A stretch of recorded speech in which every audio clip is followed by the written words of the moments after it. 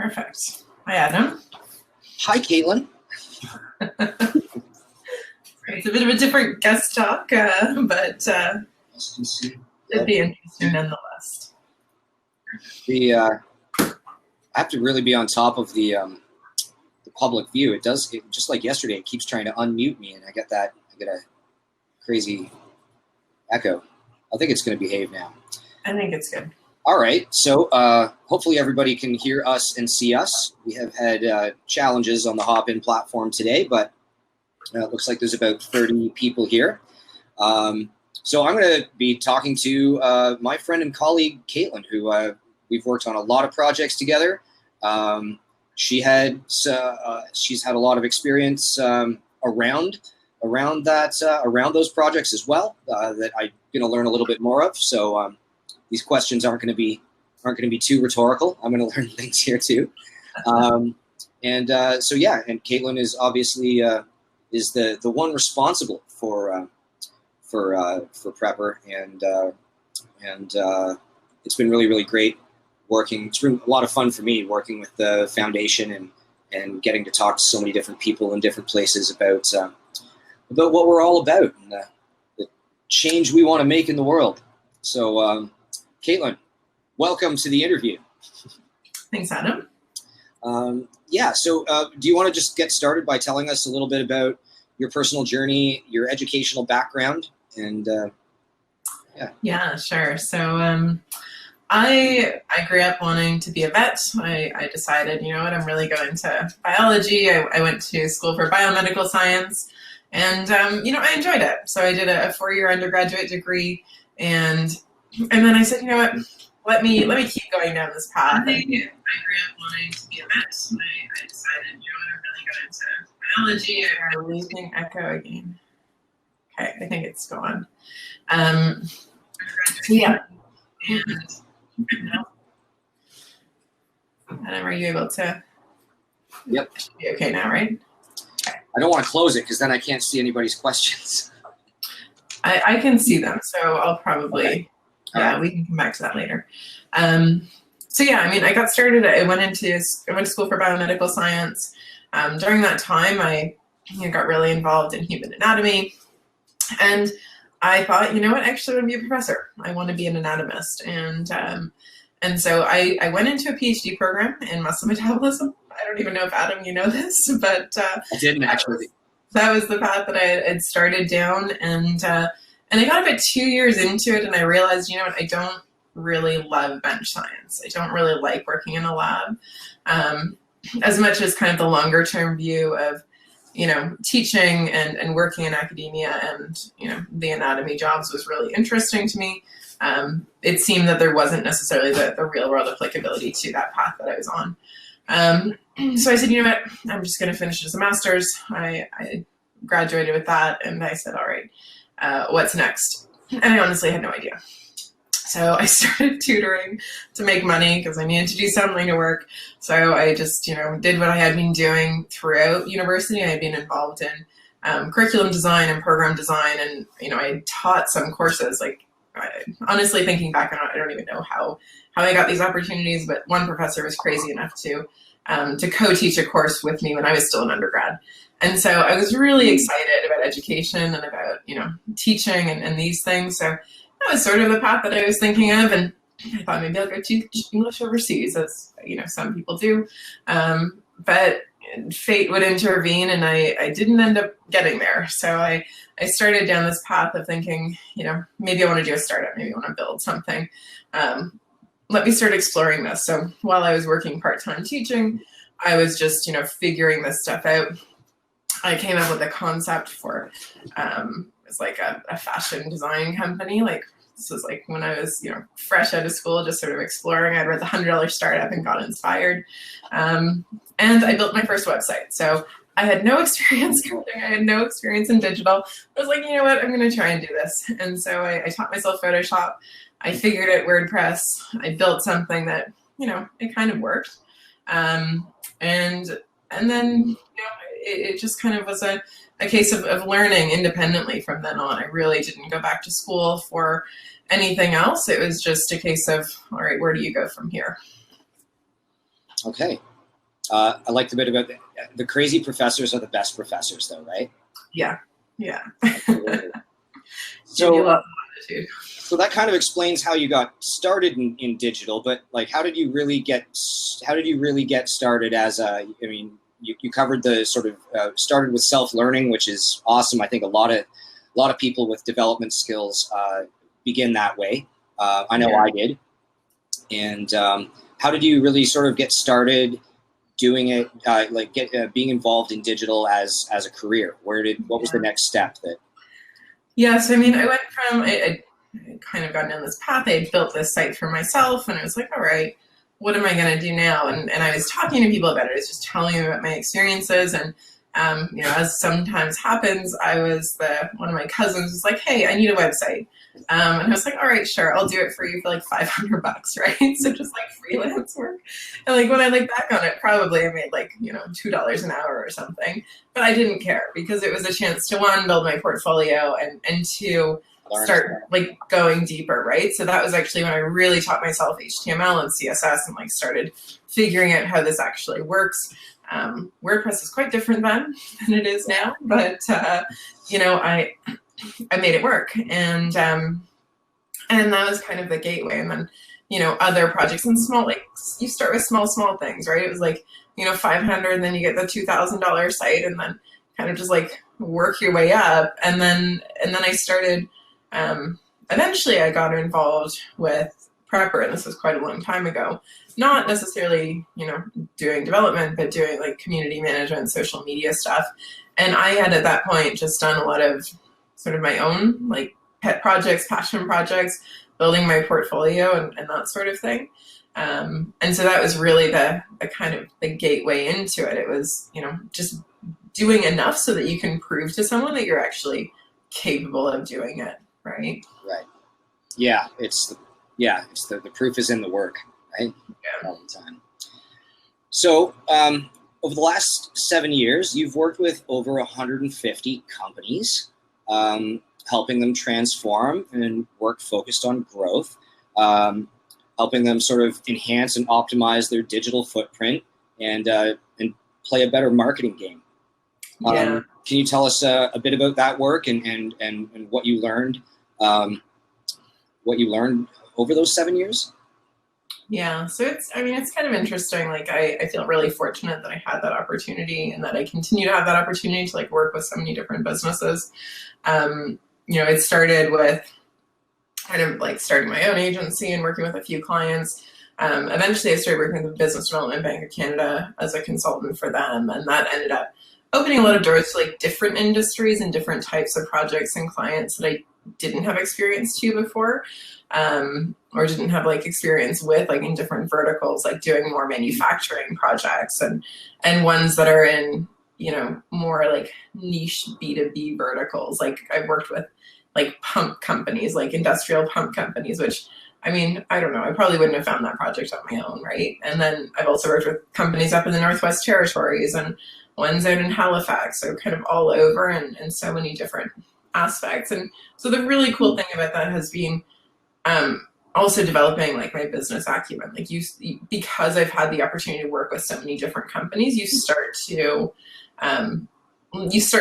like learn about what works and what doesn't, right? Like if you're curious and you take the time to pay attention, you understand, you start learning things about like operations, right? Mm. And just these other aspects of business and like finance and accounting and cash flow management and how businesses should operate and like inventory management and actually even things like, manufacturing processes and like, it's been really fascinating, right? And I think, Adam, you probably had some of the same experiences working with so many different types of companies. Coast to coast. And with the work I did with the BDC, I never jumped in and out of so many different verticals before. The projects were really rapid and they were a lot of, I developed a lot of experience just by getting to, sort of touch those verticals that I'd never been in before and understanding what are the benchmarks of, what are the benchmarks within those industries, what separates these things, how are they the same?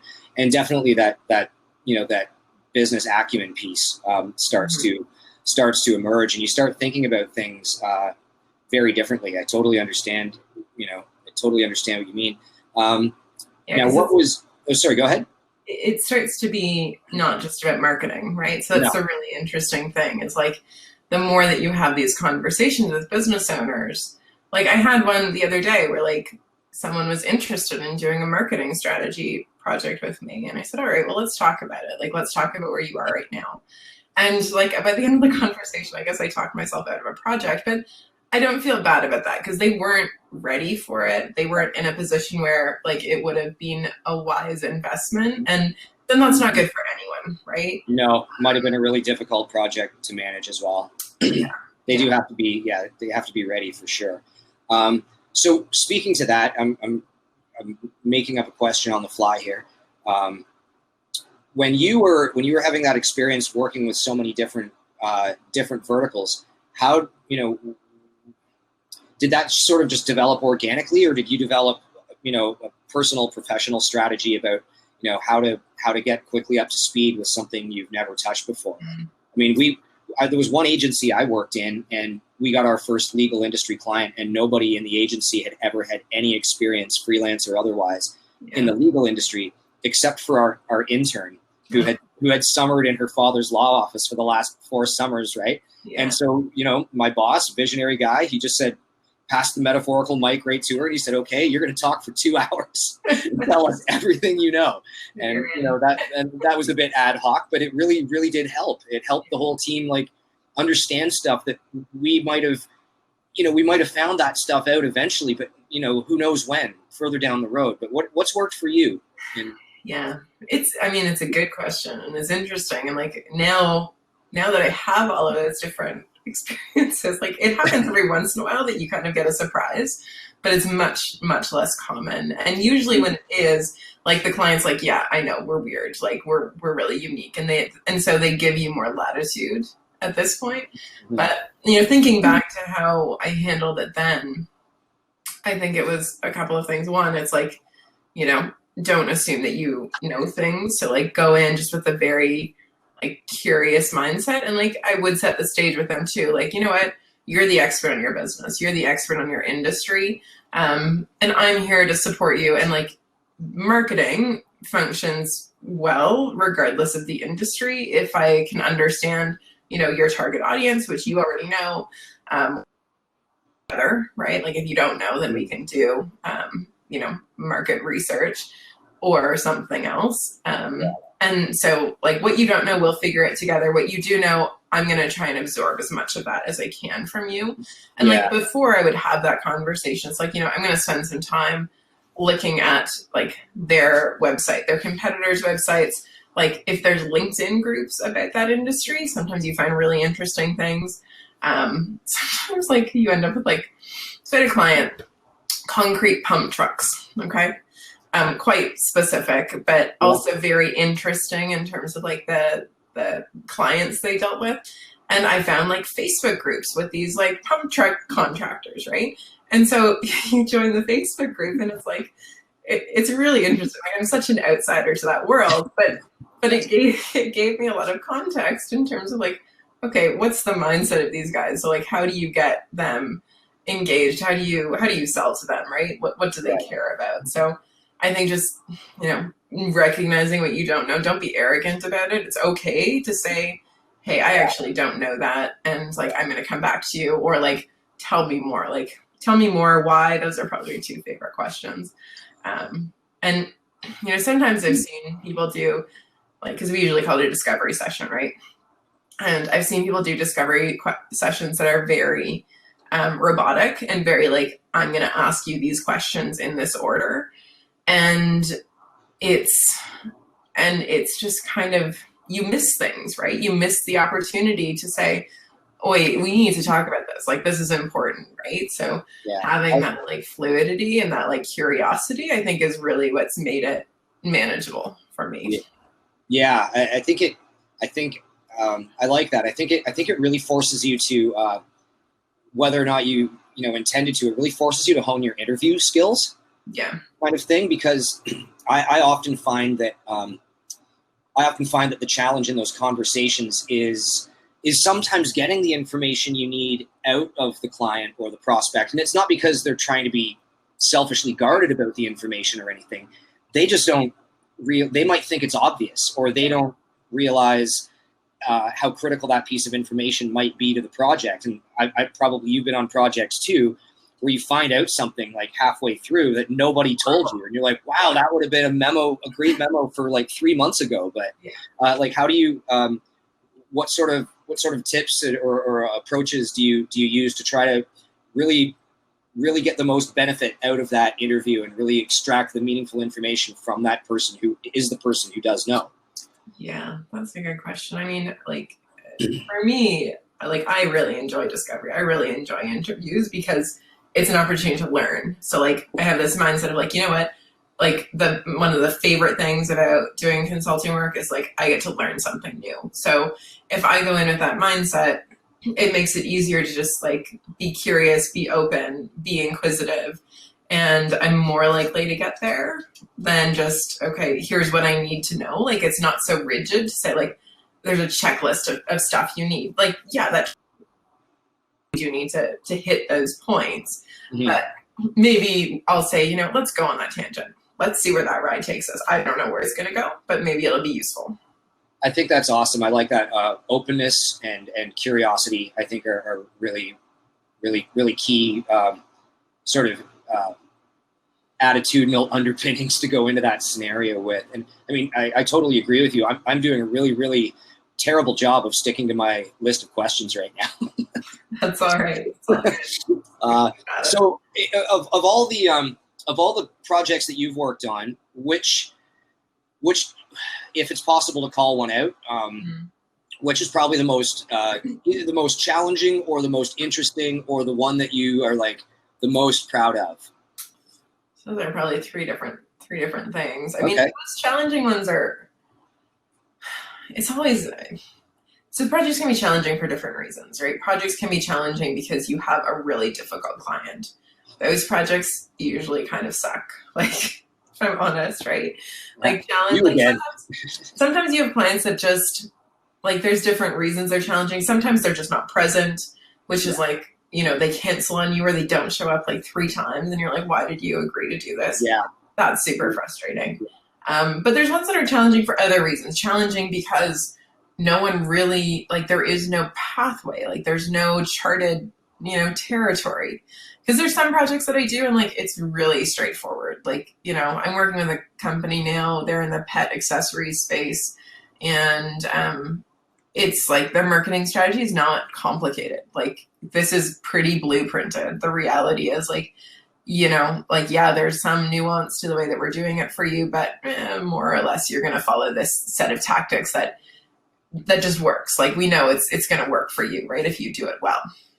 What sometimes you get is like projects where they're very niche industries or very unique, or like they're challenging because there's constraints around it. So, you know, Adam, you talked about a law firm example. I worked with a company that was a personal injury lawyer that kind of wanted, they wanted the really serious cases. So they wanted catastrophic injury. Not just like everyone wants catastrophic injury cases in that business, unfortunately, but not just because those are higher billing, but because they can actually do them well. So they were like a boutique shop. So they didn't want to do numbers. They didn't want to like churn people through the door, but they had like really specialized expertise. They had a lot of medical experts. Like, they were really, really good at actually helping people who were critically injured to get the help that they needed. Right. So the challenging thing about that project was you have an industry that's highly competitive, right? Where like, and if you like, you guys are mostly in Ontario, Diamond is everywhere, right? But they are really a shell company. Like, they're not even, there is no Diamond. They don't practice law in Ontario. That doesn't actually exist. They really, eh? Yeah. And they're from Florida or something. They're from the States. Okay. So they never actually practiced in Ontario. And so they just like farm it out to all these different offices. And there's like some weird legalities around them. Basically, they're just to churn people out, right? So like someone who should have gotten $2 million gets $300,000. because it's easy. And the insurance company is like, yeah, I'm going to sign off on that without going to court because, like, yeah, you could get way more from me, right? So the problem is they spend so much money on marketing and they have such a brand awareness. How do you break into a scenario where people are critically, like at the point that they're making a decision, they're doing it emotionally, they're doing it based on what they already know. And so it's very tempting to go with kind of that easy choice. Like sometimes you get projects like that are really fascinating because you have to be super creative because these guys didn't have a huge budget. And so it was like, well, what might we do differently? Or like, how can we sort of circumvent this stuff? And like, you also have like regulations to deal with, right? So you can't go and like ambulance chase, and besides, that's like a little sleazy anyway. But, you know, like you have those sorts of constraints. And so you're dealing with a budget constraint, you're dealing with regulatory constraints, you're dealing with a brand awareness issue. So when you have all of these things, then how do you, you know, take that forward? And we came up with some really interesting and, you know, more creative ways to go about doing it, including, you know, like having a social worker represent the company to provide like literally no strings attached support. So for a family that was dealing with crisis, like we'll help you. If you don't sign with us, no problem. Like we just want to help you get, you know, the answers that you need. And so like, yeah, there's a cost to that person, but like one, you're delivering value even before you've signed a client. And then two, you know, they're much more likely to trust you. And so when they're making that decision, okay, yeah, like these guys, they know what they're doing and they actually care about me. Right. So, and then there were other things too, but you know, you have to be like really outside the box. So those are some really interesting and like more challenging types projects. And those are the ones that I think are fun, where you have to think differently, where you can't just like trot out your blueprint. You have to like find something that's really unique or creative to kind of break through. Yeah. I like those projects too. I like it when, well, I mean, ideally every project is transformative for that client's business in some way, but sometimes it can be like immensely transformative. Like you're changing the way that they do everything. Yeah. And those are really fun. I like those. So you were largely self-taught. What do you like? How do you stay ahead of the curve now? Like you're very knowledgeable about a lot of these things. Very knowledgeable with different hats on your head. Like, how do you stay on top of an industry that changes so quickly? I mean, I was just teaching at the collegiate level, and it's really difficult for institutions to keep up with the changing pace of things. I mean, even when I was going to school, I mean, they were teaching us Flash, and we knew Flash was on the way out, and like just, you know, like we had to do a lot of self-driven stuff, all of us in that program, to emerge from that program with an industry-ready set of skills. Yeah. How do you stay relevant? Yeah, it's a good question. And, you know, this idea of being self-taught, I think is also really fascinating because, like, yes, like I did the work for sure, but there were a lot of people, there were a lot of teachers I had along the way. So they didn't necessarily wear a professor or an instructor hat, but they taught me like immense amounts of things across like so many different disciplines. And I am always like incredibly grateful for that network and for those mentors and those people. And some of them probably don't even realize like, you know, the knowledge or the support that they imparted. But it's like, you know, like even I worked with some volunteers, some people when I was at Prepper, and I had a couple of people volunteer, and I was like, one of them was like an analytics expert. And like, I was pretty good in analytics, but like she was doing analytics for like a major game development company. And like, she knew, like, she was like at the highest, right? Like you're talking top 5% or more. And so I learned so much from her, right? So you never know where you're going to find these people that, you know, help you get to the next level. And like, a lot of it is like your willingness to put in the effort to engage with them, to show that like you're grateful and that you care for, you know, for them taking the time to share that with you. So like, yeah, I mean, I did a lot of reading. I did a lot of like experimenting on my own, but like at least as much, if not more, I learned from like really smart people. Right. So with regard to that mentorship piece, I also think mentorship is extremely important. Considering our audience here are sort of, you know, freshly graduated, they're at that collegiate age, they're ready to start their careers, they're looking to start their careers. How do you recommend they get started in finding like that appropriate mentor? And as you said, like it's, you know, you have to be willing to engage those people. I do it all the time. I hit people up on LinkedIn and ask them if I can take them out for a drink or something and just pick their brain. It's crazy how often I manage to pull that off. Like I would say that the success rate of that is pretty high if you're being careful about the people you're reaching out to. But how do you recommend our audience in terms of where they are right now?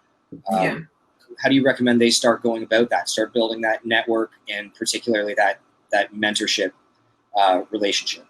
Yeah, that's a good question. I mean, so I think there's a few aspects. One, it's like just being aware of even the people that you already know, like the people in your circles, right? Sometimes there's people that you're already connected to that that have a lot to share, right? And even like, you know, your peers who are in this program, like, you know, I talked to someone the other day and they said, well, you know, I'm not very good at this. My team is better at it, but how am I going to learn anything? Because they're just going to do it. I'm like, well, like you're fortunate. You have team members who know how to do this thing. So like, you know, this is an opportunity for you guys to work together and for you to learn from, you know, each other. So you can think of it starting to build your network from your team members and from other people in the program as a starting point, because different people have different, you know, skill areas and expertise.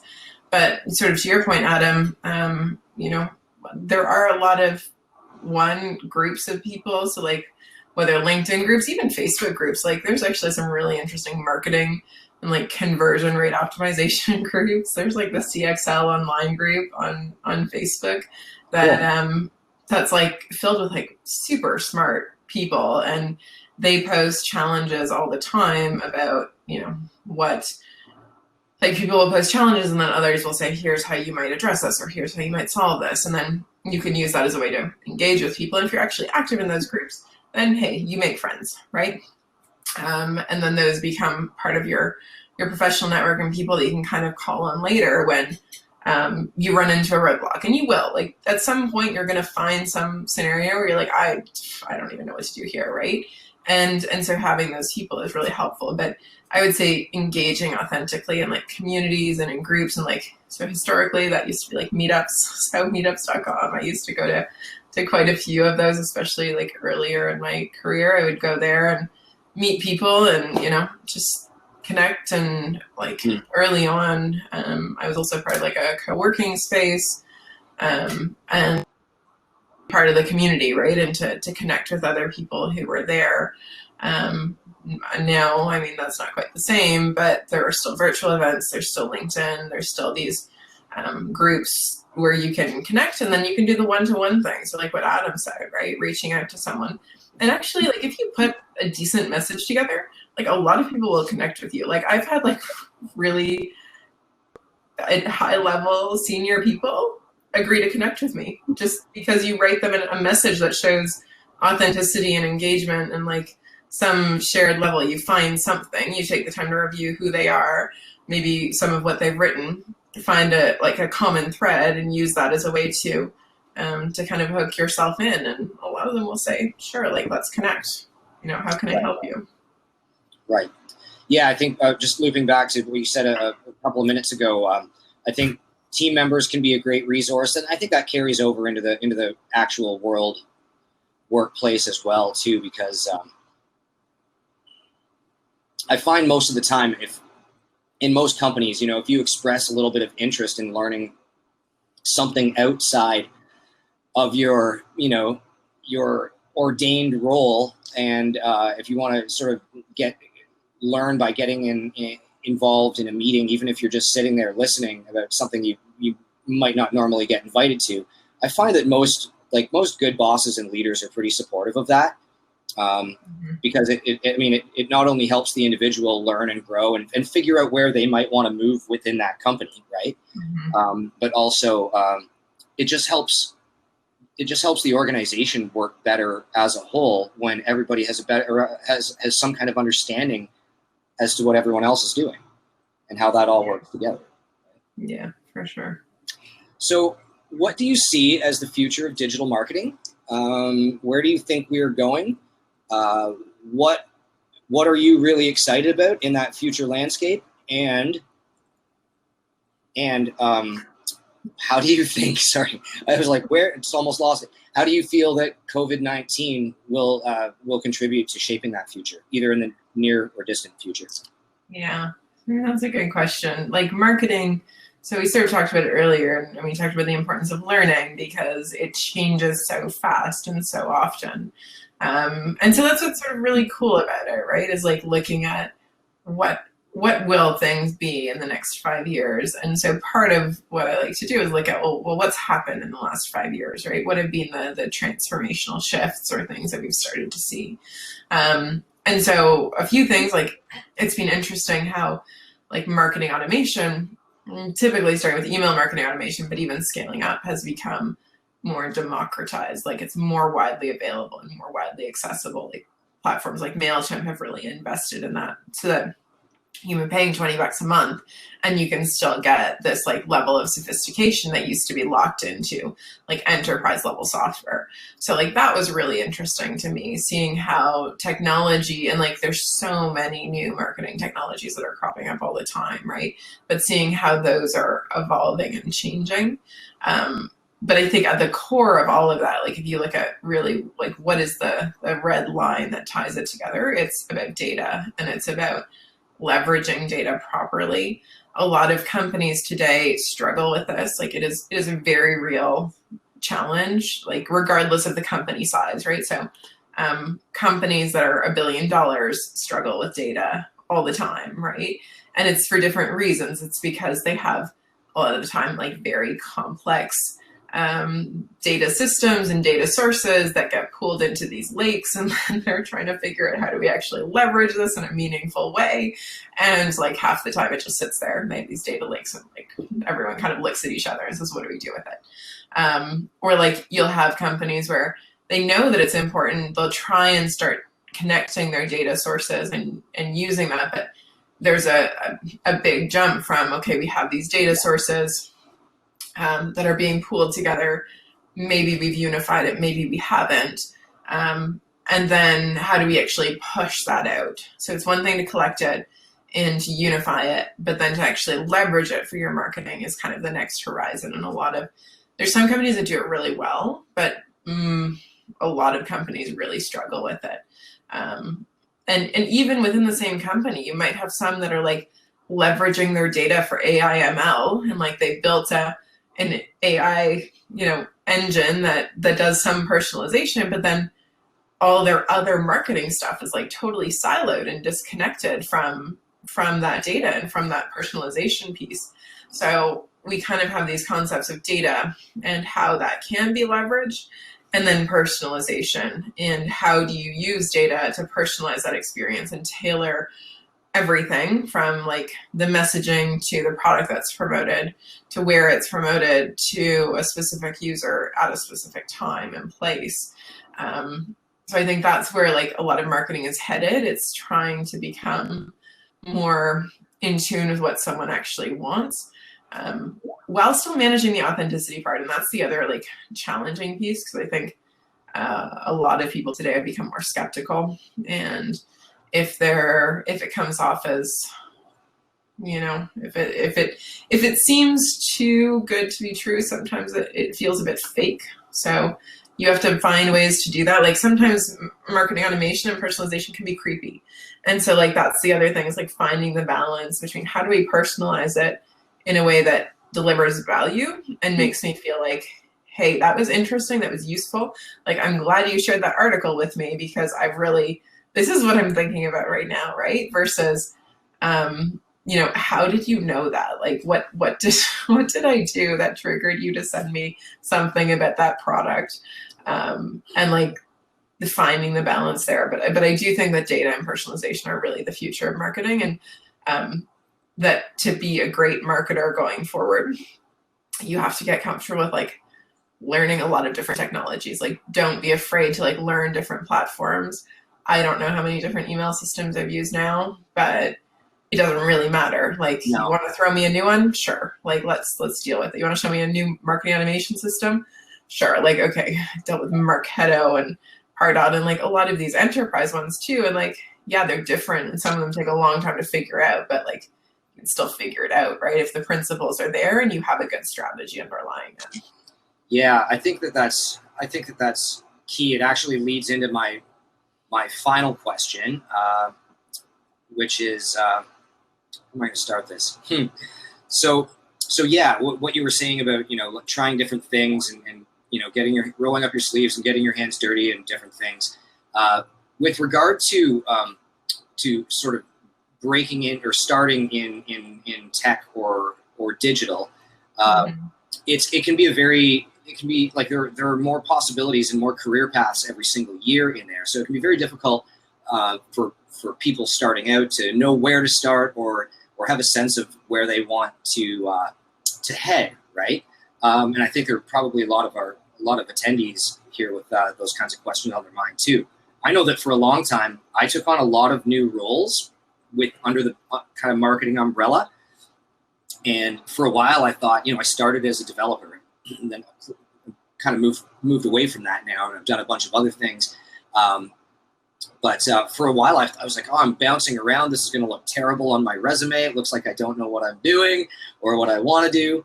And it was only in hindsight and after a number of years where I started to and I moved into management and I started to realize that I really had a pretty good understanding of what the people beneath me were doing and how they worked. And then it started to make sense in hindsight, but it was very much a gut instinct that led me there. What is and that tends to be what I recommend to people, but what's your advice for aspiring young people who are looking to get started in this industry, but aren't really sure where they might best fit in or where they might be happiest?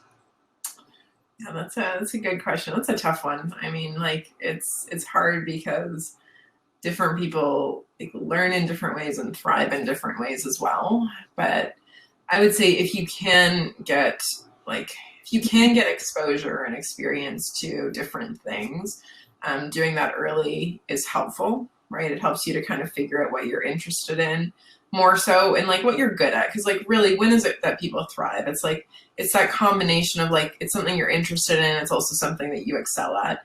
And like, yeah, you can develop your skills in all sorts of different areas, but if it turns out that like attention to detail is really not your thing, maybe you shouldn't be a copywriter, right? Like, for example, or you know what I mean? Or it could be that, you shouldn't be doing QA testing. Like, that's probably the better example. Probably not.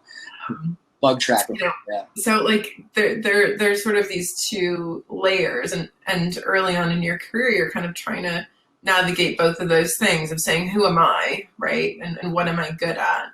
And then what am I interested in?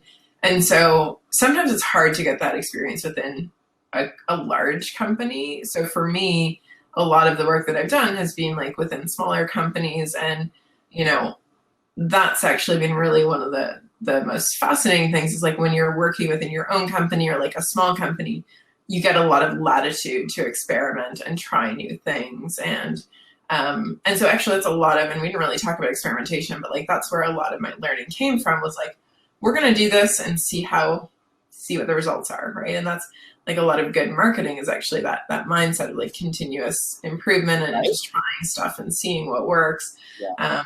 So working within a smaller team, it's like all hands on deck, like something needs to get done. You figure out how to do it. Mm-hmm. And so because I had exposure, kind of like you, Adam, to so many different things, it made it easier to see what am I good at? What do I actually like? And, that's sort of an ongoing thing to keep evolving. Like, what do I really want to do? Yeah. It's always a question. There's always like maybe it'll change, right, in the future. But getting exposure, and that could be as simple as like doing your own passion projects, right? Like you guys are doing your team projects now. Hopefully this is giving you a pretty well-rounded experience and like an opportunity to try different things. And I know that some teams are being quite rigid about like, you do that, I do that. We don't touch each other's stuff. Mhm. But like some of them are doing more like we're all doing it together, right? So there's different approaches, and if there's something that you're really interested in, like express that to your team and like, try it. Even if there's someone who like has way more experience and it's going to be a quick task for them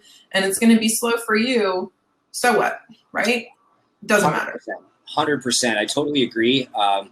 Yeah, for me, it was always kind of, I always felt it was that curiosity piece, that that passion piece, and also like some kind of challenge. And if the challenge turned out to be, too great for me, or was just something I was like, okay, I am absolutely not interested in going any further down this road, I still learned something. I learned something about myself, and I learned something about what I want to do with my career and my set of expertise. So I think that you're also what you finished on there. It's important, to elbow your way into those conversations as politely and professionally as you can, and get that work done. I just want to add to that. I was managing a large team of developers, and I inherited a team, and it was kind of high turnover. And I started talking to those team members. And one thing that really frustrated them was they felt like they were getting labeled by the work that they were doing. So, Caitlin's going to build this piece because that's what we've always had Caitlin do, and we know she's really, really good at it, right? But when you get somebody else involved, even if it's going to take them longer, those people feel like they're having a more diverse set of experiences on the job, and that they're ending up more effective and can apply themselves to different challenges a lot more easily. So in the end, turnover on that team dropped to nothing just because I started putting people on different jobs and giving them that on-team mentor who was really good at it to be their go-to person for questions and code and guidance and advice. It's just what I've observed to work well in tech, I guess. We can now open up the floor to questions from everybody else. I have a question from Tristan. Tristan says, I relate to that $2 an hour kind of project. LOL. What are some of the things you consider now before pricing out any kind of freelance development project, given a common set of project requirements? So I guess he's saying once the scope has been established, how do you go about pricing that out? Yeah. I mean, it's really... I still struggle with pricing things out. Yeah. And it's interesting too, right? Like there's all sorts of different pricing models. There's some people that say, here's my hourly fee and we're going to work hourly, right? And sometimes when you don't know what the scope is, that's not a bad way to do it. I mean, but obviously it's quite common that clients want fixed fee projects so they know what they're getting into. And so they can compare you to whoever else. But if you don't know what you're getting into, how are they supposed to know? Because they're coming to you as the subject matter on all things digital. It's a quandary. It's a bit of a challenge, right? Like scoping the project, sometimes it's simple, right? So if I know it's a lead generation website, like we're building a WordPress site and it has like 10 pages and there's no integrations, there's no complexity.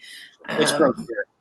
It's a brochure site. Like that's pretty straightforward. That's not a huge problem, right? And and then what becomes a bit of a challenge is like, well, who is the client, right? So, because sometimes, and we talked about this, Adam talked about this earlier in the web development stream, like what if a business that's making $1 million a year and how they value it versus one that's doing 5 million, like they might have different standards. Like to me, that project is worth at least like, I don't know, I'd say it's at least a 10 to 15K project, but I also know that there's a lot of people who are willing to do that work for 2,000 or 5,000, right? And so at some point it becomes like, I just don't want to do that work. I just don't want to do that work at that price because I know how much time and effort it takes.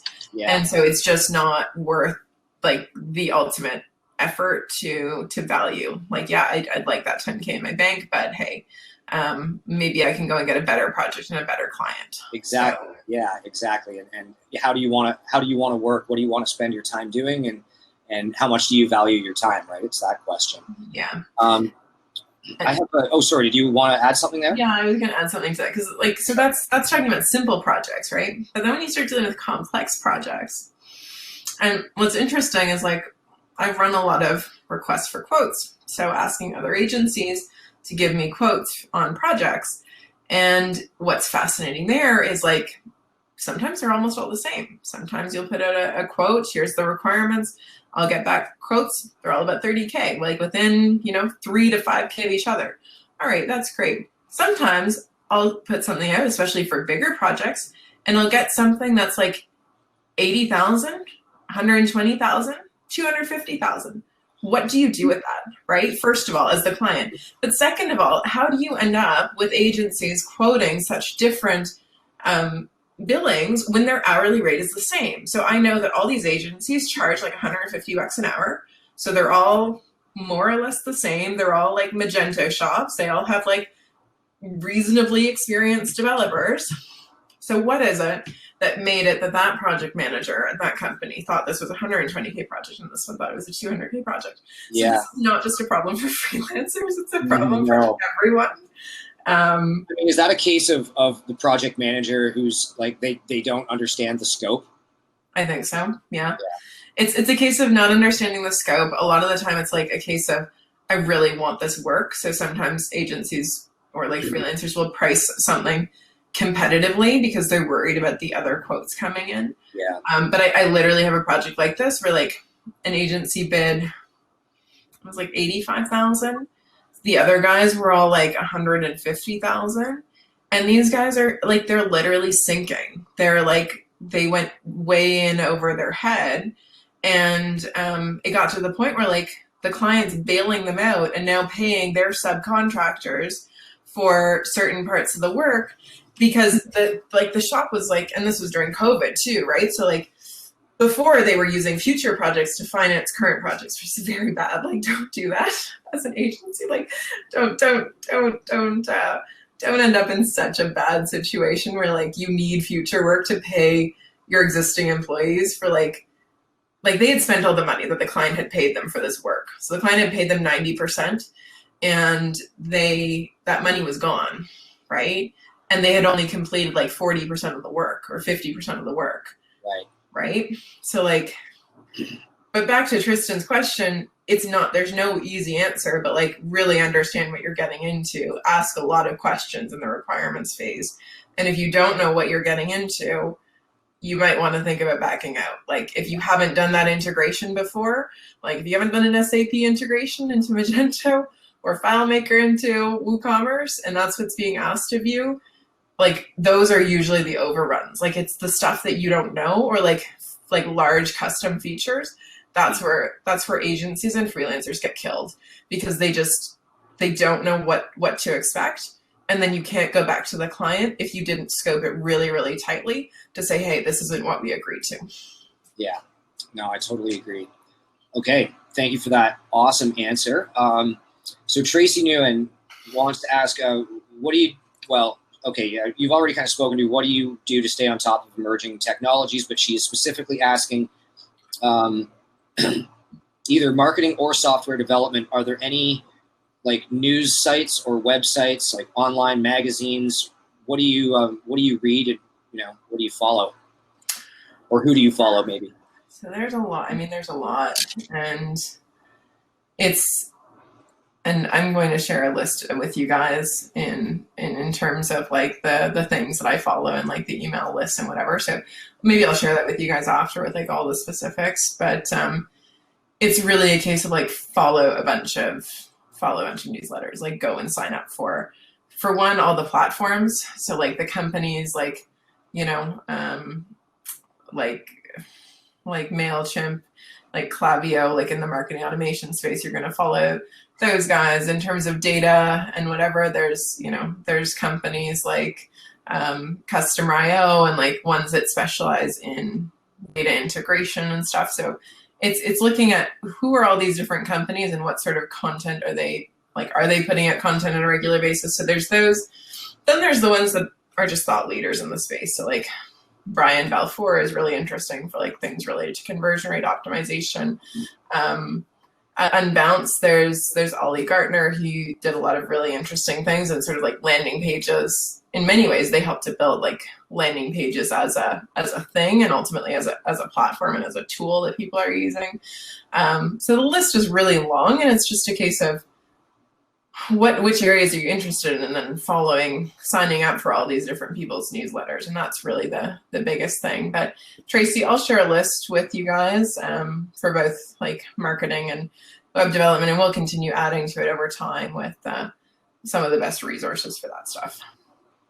So another question is, what do you think is the best place for freelancers to look for jobs? Or what do you think are the best places?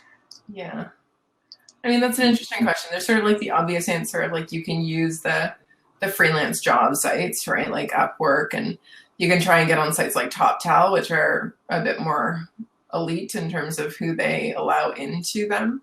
But a lot of it is like, really, it's like going and reaching out to people, right? So like find some angle, right? So that could be, and I know like agencies or freelancers who will say, you know what, I'm going to specialize in fitness studios. Don't do that now. That's a bad business to try and target now, actually. But I don't know. Go and target. I'm going to go and target like pet food stores. Okay, those businesses are doing fine now. I'm going to go and target pet food stores and help them with with their digital stuff. And so you start reaching out to all these different business owners, offer them some sort of value, be like, here's how this isn't really working. Here's how your site isn't working for you. Here's how we might make it better. And then you can sell, a new site to them. Now that's a little bit different than like, if you're looking for web platform app development projects, right? Those are things that are really hard to sort of do your own biz dev on, I find. So like you're sort of back to leveraging more of the sites or just your network. So who do you know who might need something like that? But Adam, I mean, what are your thoughts on that? I tend to agree. I mean, I've looked at sites like Hired and frankly been completely underwhelmed at what people are willing to pay for a lot of the work. Yeah. And so much so that I may never even go back there again. I have gotten freelance work on LinkedIn just through people that I have followed or either first or secondhand connections. I have gotten work in local area Facebook groups just by connecting with some of those business leaders in that group, or maybe it's often community organizations and things like that. And I mean, the thing is in those kinds of forums, those people are talking about their challenges. And a lot of the time those challenges are marketing and so on, especially right now.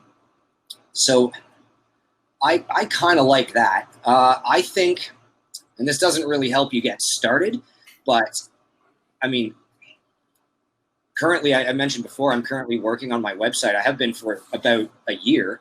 And I've been getting by just on referral business. So in a way, doing good work gets you more good work, right? And that's kind of what's been working for me. I'm about to kind of go public again and start re-employing some of the kinds of marketing strategies and digital marketing efforts that we've been talking about. Referral can work really, really well. The reason I like referral, and I'm going to be watching this very closely as I move to more multiple streams for getting work, but the referral work was really, really high quality. Like it was good clients, good projects. It'll be interesting to see if the caliber of the work or the caliber of the opportunity is the same as it starts coming through other streams. I don't know. Yeah, it's true. Referrals are hands down the best way to get work, like doing something good for a company, and then hopefully they let other people know and stay connected to the people that you worked with there. And that's really how most of my work was anyway. there was a thing I did 2 years ago that brought me a lot of work, and actually. And so I went on. Well, it's not called Buns anymore. What is it now? It's no. Which one is that? Facebook group Buns? No, it was huge. Anyway. Oh yeah. Right now it's called something else.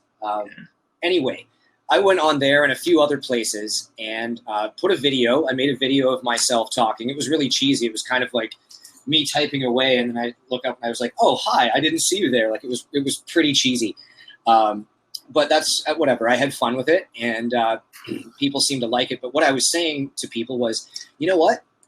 I have an idea. Let's talk about your website. And I booked people in for free consultations of about 40 minutes in length for each one, because I needed some time to turn over, and I was doing them back to back. And I asked these people, I said, you know what? Let's talk about your website and your current digital picture. Here's the catch. Other people, we're going to do it in public, and other people can follow along, right? And learn from you as well. I don't mind doing it for free, but everyone else, other businesses can benefit from these conversations. And I wasn't really sure if people were going to bite, because sometimes people are really afraid to kind of, show you their laundry, right? But I actually got a lot of interest. People didn't mind at all. And I got a lot of really, really great work out of that. I did 3 afternoons worth of those consultations in a single week. I did a Monday, Wednesday, Friday. Yeah. And it was kind of just a test, kind of because I was like twiddling my thumbs a little bit. I was in a bit of I didn't have no work, but I didn't have a lot of work. And I just thought, oh, let's see how this goes. And people really, really loved it. I got a really big response, even from the people that, it didn't turn into contracts for. So that was just me thinking innovatively, I guess. And feel free to completely rip that idea off, everyone. Yeah. I think the only other thing that we actually haven't talked about, that we talked about earlier about mentorship, but because I'm thinking about the difference too between marketing versus like web development work. And again, it depends what we mean by web development, right? Like WordPress e-commerce sites is very different to get work for versus like, I want to be a mobile app developer, right? Or even just like a backend developer for a LAMP stack project, So those are very different types of work. But like, let's say we're talking about the more like backend or platform or product type work. Then I was saying, it's really about the network. So like meetups, like again, this was like before, but you can still do it through groups and LinkedIn and virtual events. Like there's a bunch of groups, like TechTO has gone digital. So they do like virtual, I don't know if it's weekly or monthly meetups. But like just meeting other people who are doing that work, and then they'll refer you like maybe a small bit of business, and then they'll add a little bit more, right?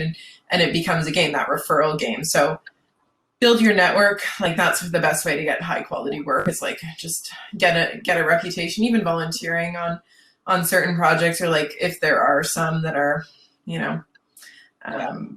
like especially ones that are in the tech community where like there might be visibility or things like that. That can be a great way to start to not only build your portfolio, but get your name out there a bit more. Okay, do we have time for one last question? Yeah, sure, no problem. Okay, so this is from Sakti. She says that she can relate in many ways, as she has also worn many hats in the past as an engineer, a scientist, a tutor, a mentor, a consultant, and even a director. She sounds like recently she's decided, she says, now I know that I want to start my own company. She says she has a plan. Mm-hmm. Can you suggest, how she might build on where she's, we've kind of been talking about it for an hour here, but is there anything specific that speaks to you there that you might recommend to her as to what her next steps should be, or how she can really sort of use those past experiences and parlay some of those skills into being like an entrepreneur?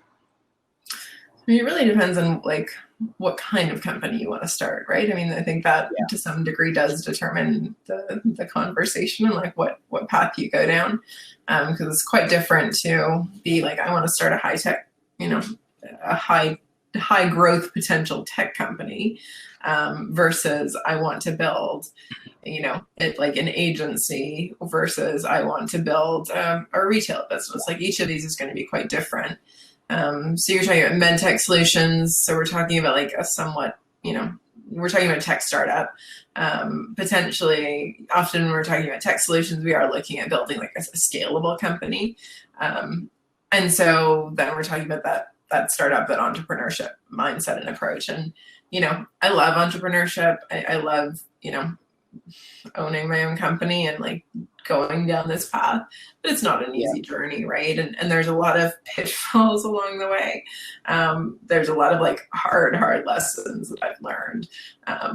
Mostly around money and finance and accounting, and like those are things that, if you don't know now, like do a good job with your books and like do a good job just managing that stuff and like have a plan for that, right? So like a lot of companies will start and they'll say, okay, I have this amount to invest and to start building.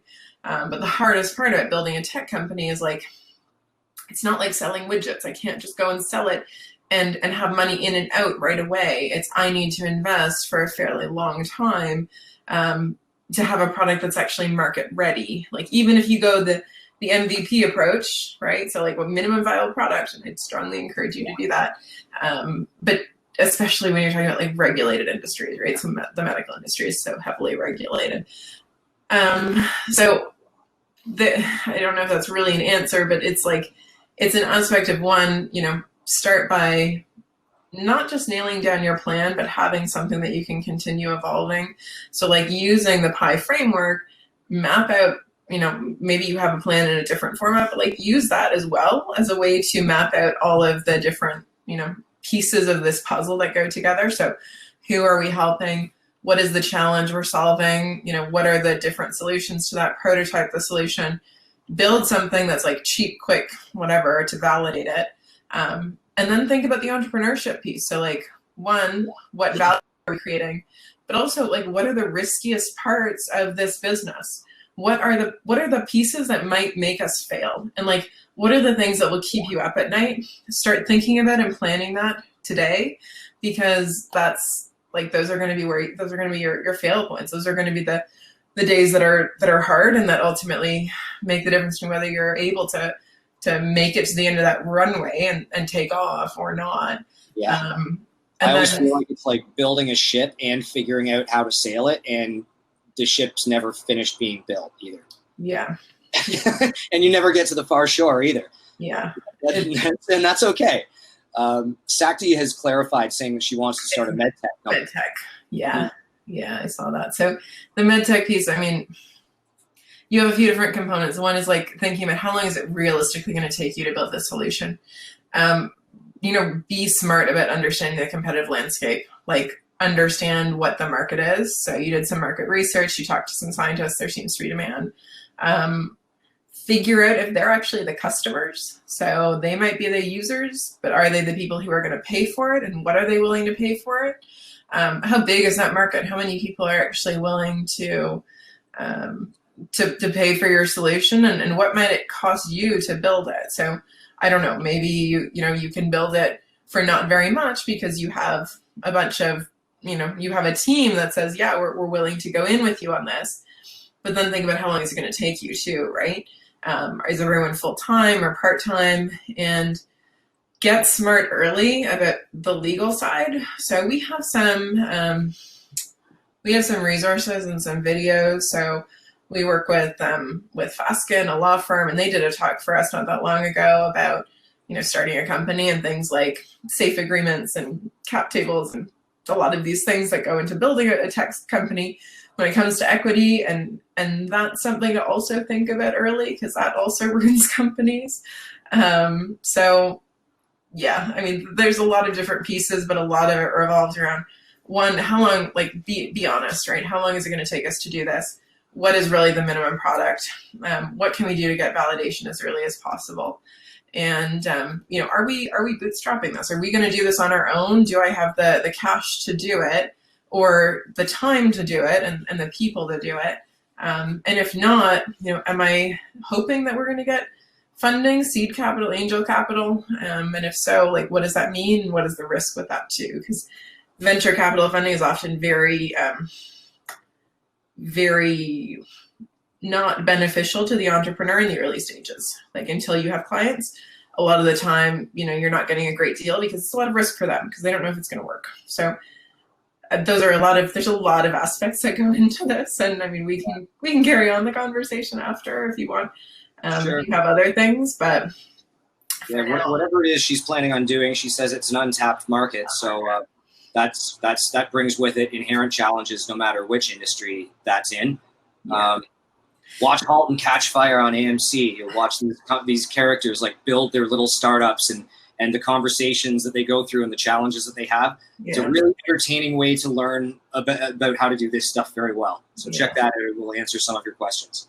The untapped, the untapped market piece. Usually that's a couple of reasons. One, like, be prepared. Like there's a reason it's untapped. Does nobody want it, right? Does nobody want what you're trying to do, or is it actually something that's revolutionary and people just have no frame of reference for it yet?